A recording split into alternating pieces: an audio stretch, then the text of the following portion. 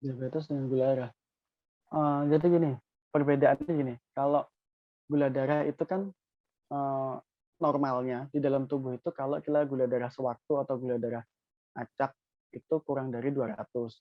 Nah, ada lagi kalau gula darah puasa, kita ngecek gula darah puasa itu normalnya sekitar 80 sampai 126.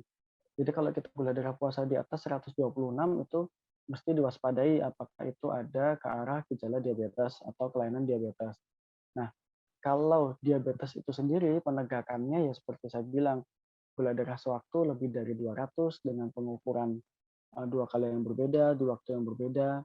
Kadang kalau kita baru ngukur sekali, tapi ya kita habis makan banyak, itu juga belum tentu itu terjadi suatu diabetes. Kita perlu evaluasi lagi, apakah ada gejala-gejala yang seperti trias klasik tadi, atau nanti mungkin 3 hari lagi kita cek lagi gula darah sewaktunya, atau kalau perlu kita cek gula darah puasa.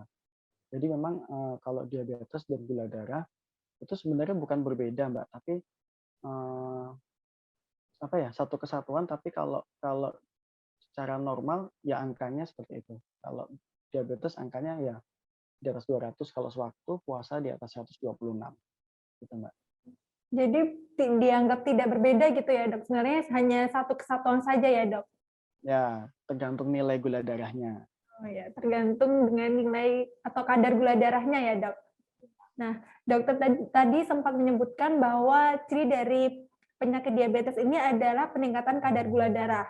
Namun saat ini ada pertanyaan, apakah kadar gula darah yang tinggi sudah pasti menandakan seseorang menderita diabetes, dokter? Kalau gula darah yang tinggi itu sebenarnya belum tentu ya, tetap kita evaluasi dulu. Kalau baru sekali dicek, tiba-tiba 300, bisa saja kita habis makan banyak. Nah, itu perlu dievaluasi lagi, kita cek lagi, di waktu yang berbeda. Atau berikutnya kita cek gula darah puasa. Atau bisa juga kita lihat gejala klinisnya apakah muncul atau tidak. Lalu bisa juga dilakukan pemeriksaan laboratorium seperti pemeriksaan kadar HbA1c. Nah, pemeriksaan, kadar HbA1c ini biasanya untuk mengetahui rata-rata gula darah selama 3 bulan terakhir.